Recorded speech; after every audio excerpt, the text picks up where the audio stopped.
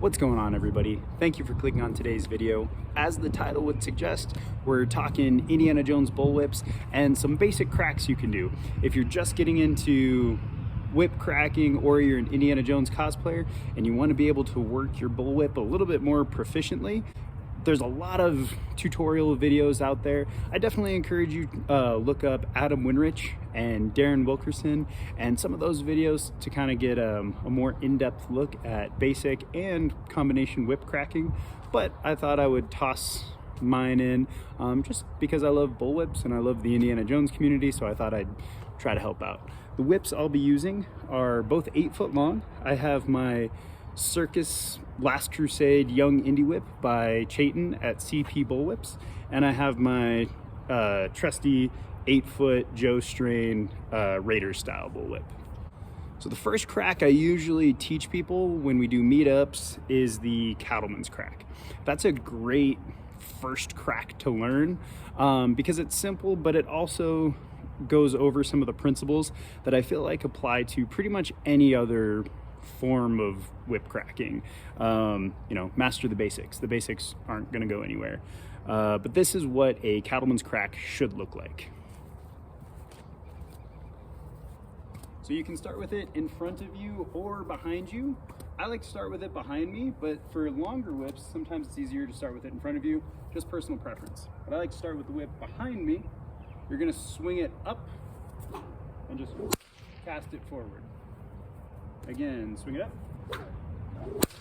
and cast it forward. One more time. Up and cast it forward. When you're cracking a bullwhip, there shouldn't be any strength required. If you're muscling it to get it to snap, you could be a lot more efficient and a lot nicer on your whip. So before I go into how to do it, I want to show you some common mistakes I see. And I'm not trying to call anyone out. I'm just hoping to improve some form and some longevity for whips of some cosplayers I've seen. So the first thing, and I'm sure if you're in the whip crack community, you have seen this, is the classic that. And I use this whip because if you watch that very slowly, it did hit my shoulder. Not hard, but it did. And I use this whip for that because in Last Crusade, he does that and hits himself. And that is one of the most accurate whip things in the Indiana Jones franchise. If you do this with a real bullwhip, they're not designed to crack that way, and it will likely come back and hit you. You want to cast it away from you. Where you point is where the whip is going to go. So we want to avoid this. We also want to avoid these, like weird little ground level snaps, because again, you'll hit yourself. If you're familiar with Anthony DeLongis, he talks about the train tracks. I won't get into it here, but that's another great person to look up is Anthony DeLongis, and keeping the whip in the plane you're trying to work, the vertical plane, horizontal, or diagonals. So the Cattleman's Crack is going to stay in the vertical plane the entire time. At no point should it go into the diagonal or horizontal. With the Cattleman's Crack, you want to swing it up with almost more force than you bring it down or forward. So when I teach this to people, I often say, focus on the upswing. You want, when you swing the whip, for it to be in a straight line the whole time. So before you even try to crack it, at least get some reps of just getting that nice little swoosh going up. Just like that. Get a couple of those in. And then to make it crack, you just change directions. You don't need to swing it down. You don't want to slam it on the ground. I like to find a point somewhere, maybe like 50 yards away, and imagine you're throwing a tomahawk, because that's relatable. But you're just throwing a tomahawk. So for me, it's a tree over there. I'm bringing it up, and I'm not throwing it down at the ground. I'm just throwing the tomahawk at the tree. So swing it up with enough force to keep the whip in a straight line the whole time. And then just when the nylon popper is about to touch the ground, change directions. Up, pause, throw it forward. Up, pause, throw it forward. It should not be a big effort. So give that a try. Up, pause, throw it forward, and record yourself doing it. Film yourself.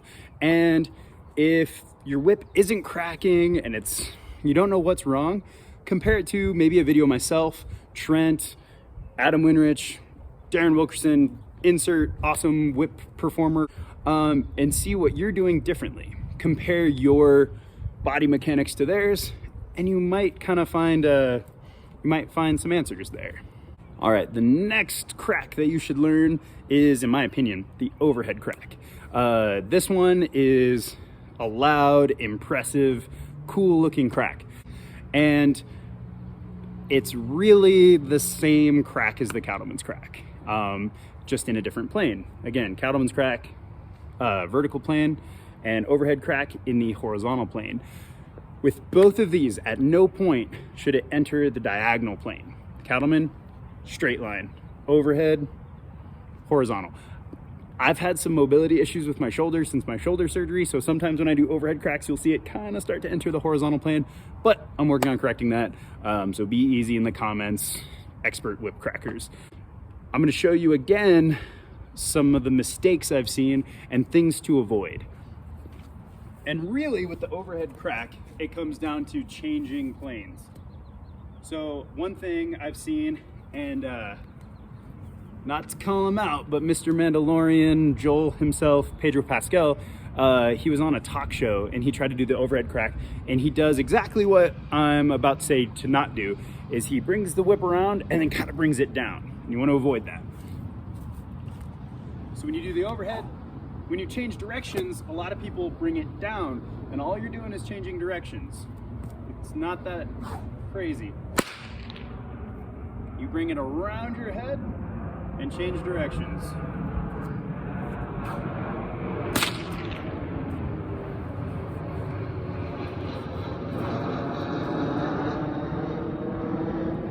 That's a really low plane. Bring it around your head, change directions. So kind of like the Cattleman's, up, pause, throw it, same cadence. Around, pause, change directions. And you want to chop almost out and up. Like, oh, look at that, over there. You know, I'd rather see people crack the whip up than crack the whip down, but ideally you want it on that same plane.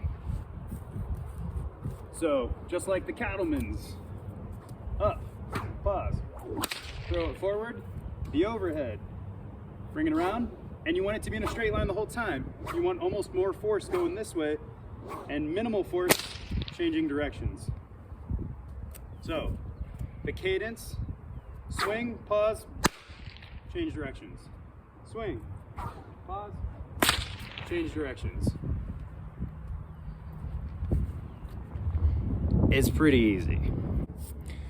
So those are just two basic cracks that you can work on to master. And I promise, if you practice those and get proficient at those, any future cracks or even combinations you learn will feel easier, and you'll learn them quicker just by mastering these two, because just the concepts and principles of these cracks will apply to pretty much all of them. The last thing I wanted to touch on is, if you do master these and you want to kind of take it to the next step, before you learn any other cracks, one thing that you can work on is doing these in reverse. Both of these cracks work in reverse, and they're the exact same principles. So with your Cattlemans, again, up, pause, throw it forward. Up, pause, throw it forward. It works the exact same in reverse. So for me, I like to start with the whip in front, up, pause, and throw it. Again, up, pause, and throw it. And then you can combine them into your slow figure eight.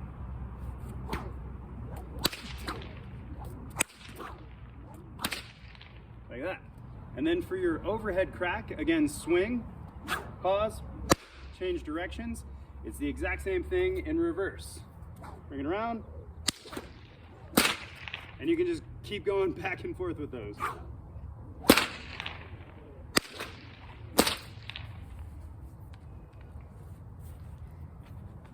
So two cracks you can learn with two bonus ones, but they're the exact same. Be safe out there. I recommend wearing eye protection, arm protection if you're just learning, and find a nice open space. You don't want to upset the neighbors, you don't want to get the cops called on you, and you don't have to crack a whip super hard every time.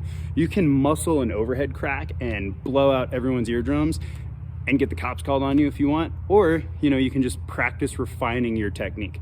There's a time and a place for big loud cracks, and there's a time and a place just to practice and get better. So even though I'm doing overhead cracks, I'm not scaring the neighbors. I probably scared a couple of geese from the pond behind me, but I'm sure they'll get over it. So that just about wraps up today's video. I hope you found it helpful, or at the very least entertaining. If you did, definitely feel free to hit the like button and drop a comment below. Let me know if this is the type of video you'd like to see more of. I'm certainly happy to do it, especially with the nicer weather we're starting to get coming into spring and summer. And until next time, I'll catch you later, and thank you for watching. So here is what a cattleman's crack should look like. Nope.